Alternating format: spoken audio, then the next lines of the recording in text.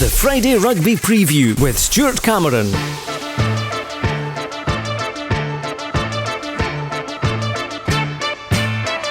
Hello and welcome to the Friday Rugby Preview. Robin Purdie joining me this week, and with the Inter-District Championship done and dusted, we're now focusing on sevens. And last week the Kings of the Sevens resumed at Melrose with round 3, although to be honest, with only one team from the clubs in the Kings getting any points at all, it's always been a bit of a puzzle why Melrose is included in the Kings of the Sevens at all. But nevertheless, Robin is here. What are your own thoughts on the tournament as a whole? I think you potentially need to break this into two different aspects. You need to look at it, from a commercial stroke event point of view, and you need to look at it separately from a rugby point of view. I think, first of all, speaking, from a press point of view, it was so much better this year because there was a robust system in place that got us accurate shirt numbers, and they absolutely delivered. And thanks to Melrose for that. And we never ask for anything, but a bacon roll and a pie never goes amiss as well. We're easily pleased, and just little touches like that do make a massive difference. And yeah, like I say, thanks to Melrose for that. It seemed a well run and well put together event. Let's look at it from a commercial point of view. Melrose Rugby Club, it's completely their prerogative what they want to do with it, and let's be honest, quite rightly, it's all about the bottom line. It's how much they can extract from it from a profit point of view. Now, whether anybody likes it or not nowadays, the rugby at Melrose Sevens is a wee bit of a byproduct, let's be honest. There could be Fiji playing New Zealand out there, or it could be Hoyclindine v Langham, and 80% to 85% of the people that are there will not give a monkeys. They're there for a party, they're there for a day out, and they're there, let's be honest, to get melted. It's a 20-somethings thing, and I believe, or my perception is that that's their target market. As a consumer at 46 years of age, I ain't their target market, so they won't care what they don't care what I think. But it's very much nowadays got that sort of Amsterdam stroke Bournemouth stroke back pitches at Hong Kong and Dubai, that kind of thing. So and that's entirely Melrose's prerogative. But if you look at it, if we look at it from a rugby perspective, as long as it's turning a profit and a healthy profit, then Melrose won't care. Why are they going to pay tens of thousands of pounds to bring Saracens here nowadays when it won't really impact on the numbers through the gate and the numbers that buy beer and all that kind of stuff? But for me as a consumer, got to be honest, as much as I enjoy it, and I really do enjoy covering Melrose Sevens in a professional capacity, but the rugby side of it now for me it's not for me. There's too many invitational teams. Nobody has any attachment to them. Some of them, to be honest, should be nowhere near the illustrious event that is Melrose Sevens. I'm not going to start naming them, but one of them was just about a vets team, and that's not on. There should be better quality control than that if these invitational teams are going to come. I'd like to see it go back to 20 teams, a reduced preliminary coming into a last, with teams coming into 4 teams then coming into the last 16. And there being no more than 4 invitational teams, a wee bit like it used to be. But I'm that guy that's harking back to the past, and I'm 46 years of age, and I ain't Melrose's target market. And if it's churning a massive profit in the current format, then good luck to them at the end of the day. But from a feedback point of view, and you're looking at it from an event point of view, I thought it was a pretty slick operation this year. If you're a Sevens purist, looking at that final, that's high quality fare. That's not that far removed from some of the teams on the world circuit. It's high quality Sevens fare, but not that many people are bothered who wins, what the score is, who's playing, that kind of thing. I know who Max Pepper is. I'm a bit of a rugby geek, and I know who Jamie Farndale is, but the vast majority of people at Melrose Sevens unfortunately won't. And like I say, the punters don't give a monkeys nowadays, but the punters did used to like to see Jed going head to head with Saracens. But it was high quality fare. The semis. The semis bit one way traffic. It was one. The semis were a disappointment, Stuart. To be honest, it was one way traffic. But the rugby in the final was high quality Sevens fare, as have the 2 previous years' finals been as well. Now, I was discussing with Dale on the Scottish Club Rugby podcast this week about the future of the tournament. Obviously, there's a lot of people who want to see a more traditional tournament as well, and they do tend to be the older demographic, if you like, with more local and more Scottish clubs involved. And we were kind of talking about that as how that could work. And initially, I thought, well, go back to a traditional thing on the Saturday, and then maybe you have the Sunday there with all the infrastructure in place, where you could have an elite tournament, if you like. But if you want to keep it as Saturday as the main day, then reduce the teams to 16, so you've got your Scottish and your locals in there, and also have 8 teams. There's no need for 10, I don't think, but if you had 8 elite in a pool situation, You've got the lights, so you could enter at 8 o'clock. You could actually have a big one-day festival and please a lot more people, maybe get more people in. Yeah, I think so. That there are lots of things they could do with it. I don't think it would work. I'm with you in that I don't think it would work to have a club tournament on the Saturday and then an invitational thing on the Sunday, because the worry there for Melrose is that 8,500 or 8,000 people turn up to the club one, and you're lucky you might get 500 people the next day, and then it's optically it doesn't. You're asking a lot of people to pay 35 quid twice, notwithstanding the punters will want to pay 25 to get in to see a DJ as well. The rugby side of it needs a look, absolutely. I think everybody would agree on that. If they're putting in their hand on their heart, but but the team behind it have put on a good event. Absolutely, the rugby is the rugby, but they've put on a slick event, and they've looked after the media side of things very well, I think. The other thing which I hinted at the start is should Melrose Sevens actually be part of the Kings of the Sevens? Selkirk, the only team to get any points out of it. Now, there's two arguments here. One is, be it as a standalone event, it doesn't need to be part of Kings of the Sevens because of that reason. The other part is that, well, if you're good enough to actually get into the quarterfinal like Selkirk were, then that should be rewarded because it's at a big tournament. Yeah, if it's going to continue in its current guise, then does it really negatively impact Kings of the Sevens? I don't think it does, because none of the teams, none of the core teams in the Sevens circuit are going to get to the semis now. Or it's going to take something mad to happen for them to get to the semis. So the best that anybody can get, a Jed, a Kelso or Circa, is probably going to be 3 points. So it's not like somebody's going to get 10 and everybody else is going to get none. So I don't know, but yeah, it's not your archetypical Kings of the Sevens type event. That's for sure. But yeah, should Selkirk not get 3 points for what they achieved? To me, they probably should. Also, last week, of course, you were certainly putting the work in and the miles in as well, weren't you? You started off at the Melrose Sevens, you ended at the Melrose Sevens. In between, you and Welsh were looking at the semi-final of the Scottish Cup. It was Hawick against Curry, a match that is always a tasty encounter. What are your own thoughts? Hawick won 16-3, they're through to the final. Yeah, Hawick did win 16-3, and it was never in doubt really after the first 5-10 minutes. Curry, was it a bit like the Musselburgh game that you saw in that it was very attritional? It was attritional, and the weather made it attritional. It was biblical at times in the first sort of half hour of the game. That made the pitch heavy. There was a really strong wind running over the roof of the clubhouse right down to the Haw. So the conditions didn't make for free flowing rugby, that's for sure. And that plays right into the hands of Hawick, because they are so good defensively, they are so tough, they are so full of heart. And again, it was for the third time, that's the third time this season, at least. It's the third time I can think of off the top of my head that I've seen Hawick, not have a try scored against them. And again, similar to the other two games where that happened, Curry could have been playing now. I genuinely can't remember Curry really encroaching into Hawick's 22 rather than knocking on the door at the door of the try line, and Hawick just soaked up everything that Curry could think about. But on a day like that, there's no opportunity for the Bretts and for the McCaigs and the Ryan Dailies to show footwork or a wee bit of magic or DJing, because they're running about on a heavy pitch, and that's the only way really. A bit of magic's the only way you can unlock that Hawick defence. If it's a manky wet day and you're just going to stuff it up the jumper, then they're gonna, that's absolutely meat and drink to them. They're going to eat that up all day long. That's what they did. It was really, really impressive in the conditions. It was a perfect example of how to play those conditions. And Curry did have a little bit of magic, didn't they, on halfway? It was a big drop goal. That took us all by surprise, actually. He's a good little player, Beckett. I've been really impressed with him. Callum Beckett. Callum Beckett, that played for Cali. Yeah, scored a really good try against the South, and he was impressive again. We've got good options at 10, actually, Curry. But yeah, he played, and he played well.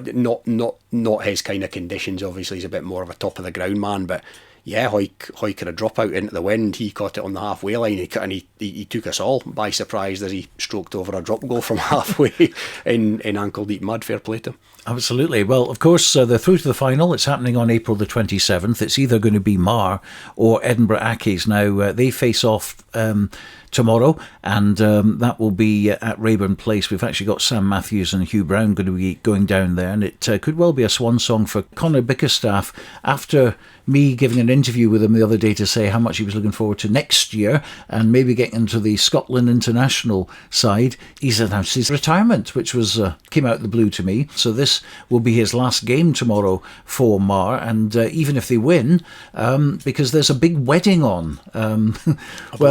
We've spoken about this before. Can you imagine Colin Young, who doesn't like people going skiing during a club season, getting married during a club season? So I think it's always been April the 27th. I think it's always been on the cards there, but it is what it is. It means that if Mar do get past Embrackis, then they will be weakened against Hawick in the final. So what's your take on that? Embrackis against Mar tomorrow. Mar will be at full strength, but if they get through, they won't be. Yeah, it's an interesting scenario. I mean, I think the cup game, or the cup in Scotland, can get all the help and good PR that it can get. I don't think it needs Hawick playing a second team in its showpiece. So, not all 21 players or 23 players will be going to the wedding, of course, but if it's going to significantly reduce the first team personnel, then, but that won't matter tomorrow. This weekend, they'll be going out, they'll be having a crack at Edinburgh's, and they probably, for me, go in slight favourites. They're a bit like Hawick in that they've got plenty of dog about them. So, but yeah, Conor Bickerstaff, what a servant to the club. Him and his brother, and there's a few others down there as well. But yeah, you hopefully from his point of view, he'd love nothing more, I guess, than to see his teammates progress to the final. It's almost got that sort of Roy Keane and Paul Scholes thing about it. You do your damnedest in the semi, knowing that you're not going to figure in the final at the old 1999, But yeah, it's just what a servant to Mar Rugby, and he's been great with us over the last few years as well. Big boost for Embrackis playing on their own pitch. They got past their rivals Heriots, 19 points to 10 in the quarter-final last week. So they'll be up with it as well, and another team that don't mind it being a bit boggy out there. Oh yeah, good team. Accies, they can, probably one of those teams that can, if they click on their day, they can beat anybody. They had a number of players in the Edinburgh district team that, let's not forget, gave the South a bit of a time of it for 45-50 minutes. Half the team were from Accies. Half the team, and so, and the whole front row was from Accies as well. So Accies absolutely can do a job on Mar, and Accies potentially, if they get to the final, they're a banana skin for Hawick as well. So it'll be interesting to see who comes through that one.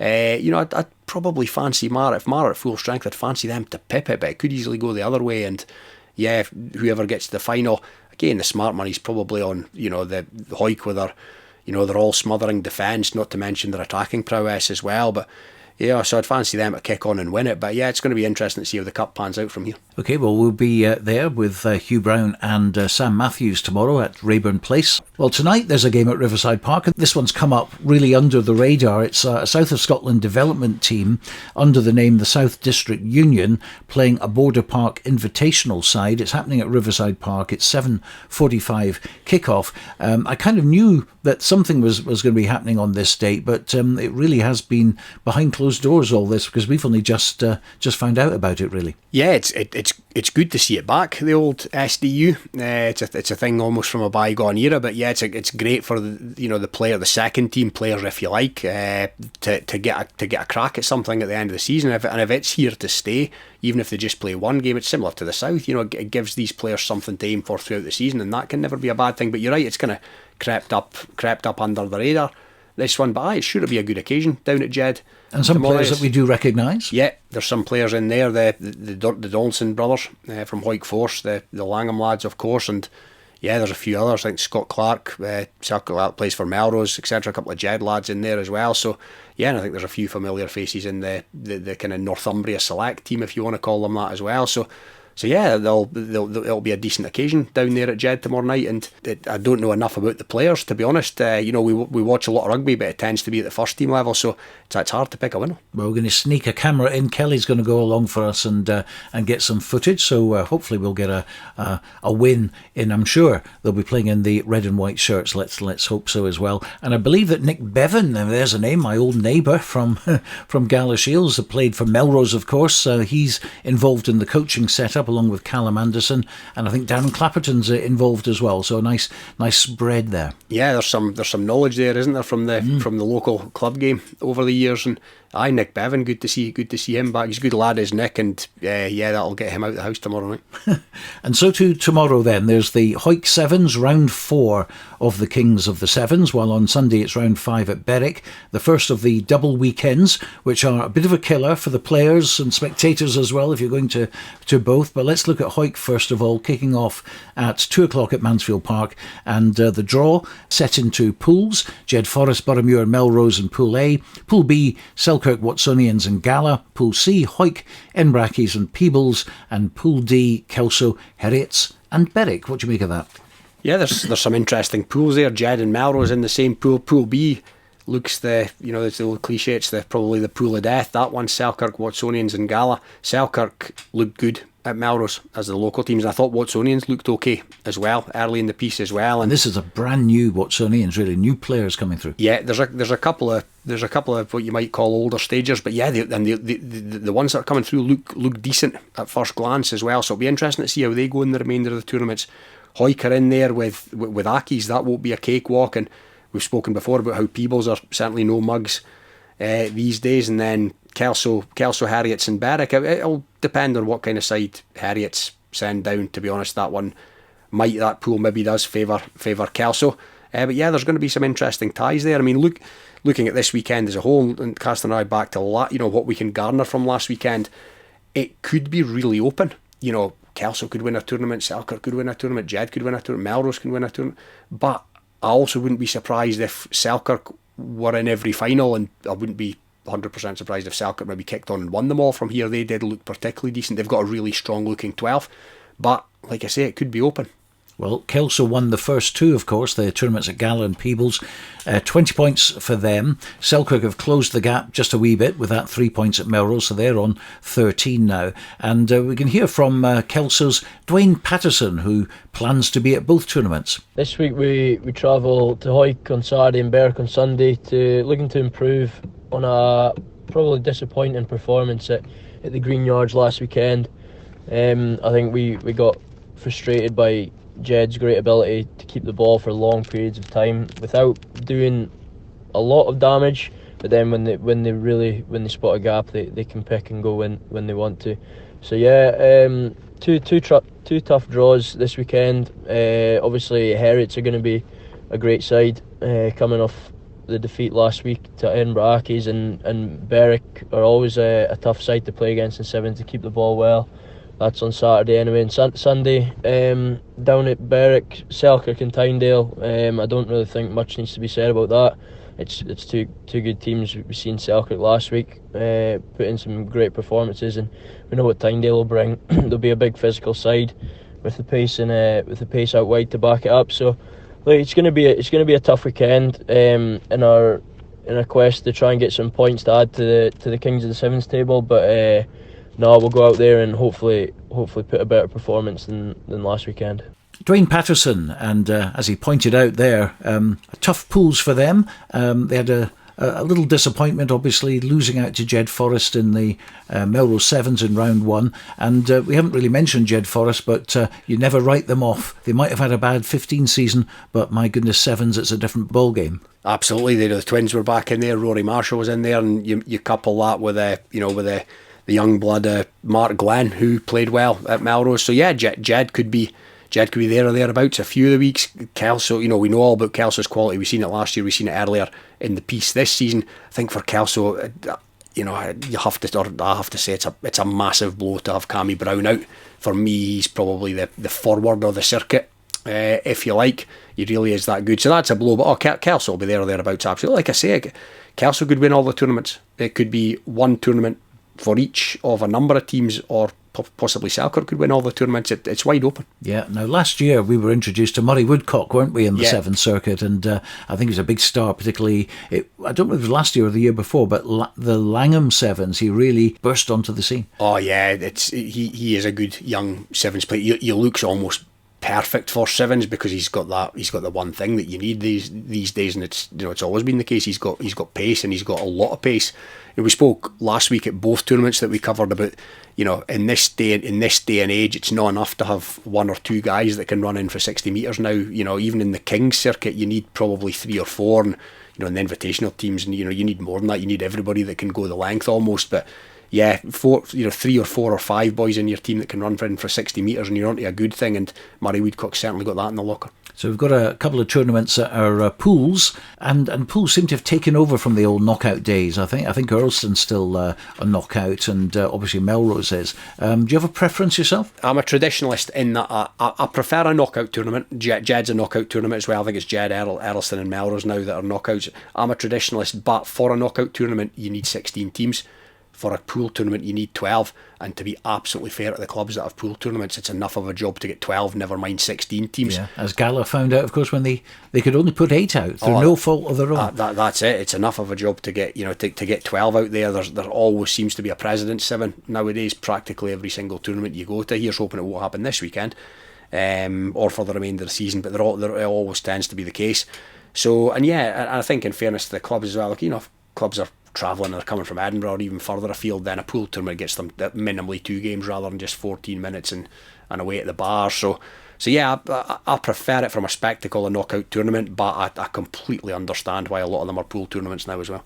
Well, we'll be live from Mansfield Park at 3 o'clock for the business end of the competition, all the way through to about 7. Robin will be with Ewan Welsh and Ian Hurd covering that one as well. On Sunday, it's the Berwick Sevens with Dale Clancy and Ewan Welsh in the commentary box for that one. The weather forecast not looking too bad either. Let's have a quick look at the pools there. Pool A is Kelso, Selkirk and Tynedale.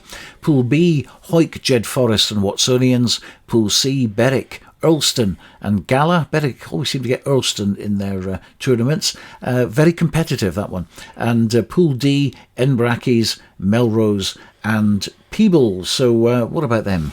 Yeah, Pool 1 could be the tough one this time around. Selkirk, Kelso and Tynedale are a bit of an unknown quantity, but they play enough of a level that if they send their 10 or 12 best players, then they should be half decent. Jed, Hawick and Watsonians in a pool as well is a pretty tasty one. So Accies and Melrose as well in together as well. Accies have been great supporters of the circuit over the years along with Watsonians. So yeah, we're just at that place at the moment whereby it's been ages since the first 2 tournaments. Melrose tells us nothing, let's be honest. This weekend will tell us, going into the coming weeks, who potentially are going to be there or thereabouts come the final every week. But like I said about Hawick, it's very difficult we'll know more after this week, like I say, but it's very difficult to call. Yeah, because by the end of this weekend, we'll actually be halfway through the tournament. So it seems quite low scoring at the moment, because you look at Kelso at the top with their 20 points, Selkirk 13, Gala and Hawick both on 7, Peebles 6, Watsonians 5, Melrose 3, and Jed, Berwick and Inbrackies yet to score, Heriots as well, and Boroughmuir. They're the only other teams who are really kind of serious contenders in the Kings of the Sevens table. It is wide open, and remember last year Peebles were getting points at every single event, and it was great to see. Oh yeah, a strong competitive Peebles side enhances the tournament, whatever tournament is. It definitely, if there's no whipping boys, then that can only be a good thing, and Peebles are far from that nowadays. So yeah, looking at the Kings table, Kelso on 20, Selkirk on 13, then there's a bit of a jump there. So yeah, it's hard at this stage. There's a lot of rugby we played, but it's hard at this stage to, given how competitive it's potentially going to be, it's hard to see anyone other than those 2 being crowned kings at the end of the season. Yeah, it's going to be interesting, but of course, this weekend you get a team wins both, all of a sudden 20 points in the bag and they're right up there. So it's going to be very, very interesting to find out what does happen there. Scremiston's a great little competition, I have to say. It's always well supported. Have you been to Scremiston? Yeah, I've been at Berwick Sevens on a few occasions, not for a while, but I've been down to Berwick over the years a few times, and you're right, it's a good tournament. It's a feature on the Kings, and so it should be. And of course, it was a great showcase for up and coming players. We saw famously Stuart Hogg as a 16-year-old playing for Hawick YM back in the day, and of course, it's he then got guested into the final, I think it was, and played for Hawick and won that as well. And I'm sure there'll be plenty of up and coming stars there as well. Oh yeah, you'd hope so. You never know where somebody's going to get unearthed. Look at Peebles last weekend, for example. They had 3 lads in the ranks on Saturday that won the under-18s tournament on the Friday night, and the Peebles were an absolute cut above in the under-18s tournament in Melrose, and those lads didn't look out of place against Gala the following day.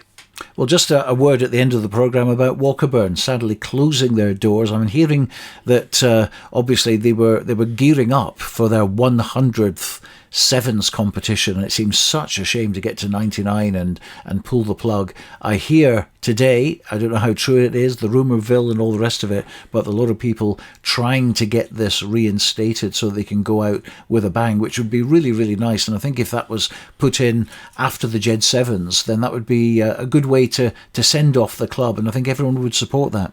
I think they'd get a big turnout. To be honest, it would be a farewell occasion. I think it would be very fitting. It's really sad. It's sad to see any club go to the wall, so to speak. Hoyk YM and others before them, and St Boswell's, and now it's Walkerburn. And I think from the outside looking in, Walkerburn have been struggling for a wee while. If you're struggling to turn out a team, then you're struggling as a club as a whole. But yeah, it would be great if they could if they can find it within themselves to host that sevens tournament, which would be their 100th. That would be a great way to bow out. What's your own memories of Walkerburn? Oh, I used to love playing at Walkerburn. It's a picturesque ground. Always a good turnout. We used to play at Walkerburn Sevens, and Walkerburn used to have an under-18s tournament as well, which was always good, and there was always a decent crowd, and there was always a decent social event, and you get a beer after, and yeah, I always thoroughly enjoyed going to Walkerburn. And like I said, it's sad to see what is a beautifully picturesque ground as well disappear off the rugby landscape. Yeah, it really is. And of course, we all remember the balls going in the water by the side of the river as well, and the big net that they used to have to scoop it out. And I'm sure there's a few Gilbert balls went past the pitch and ended up in the North Sea. It would be in Berwick or somewhere. But no, it's. I remember doing a little feature. Must be about 10 years ago now, down at Walkerburn. Very welcoming club. As I say, you won't play on a better pitch as far as the scenery that surrounds it. It really is a fabulous little place, and we now obviously not sure what's going to happen with the ground, but I'd imagine it'll go back to the sheep, won't it? Depends on who owns it and what their plans are. But yeah, any rugby ground that is no longer a rugby ground, that's a sad it's a sad thing to see, and who knows what might happen. But yeah, as long as the youngsters, the rugby, and the youngsters that are involved in rugby in the area have still got somewhat to go, which would probably most likely be Peebles, I would imagine. Then, I guess that's something, but it's sad to see it go. We send our best wishes, obviously, to all at Walkerburn Club, and it would be lovely, I think, to see the 100th actually get played as a farewell with people supporting it. So we'll bring you news on that if it comes about. But we're on air on Rugby Radio tomorrow at 3 through till 7 o'clock for a 4-hour programme. You can tune in at rugbyradio.co.uk or bordersrugby.net. On Sunday, we're on air at 2 o'clock through till 6 for another 4-hour chunk, live from Scremiston. Hope you can join us then, but for now, from Robin and me, a very good night.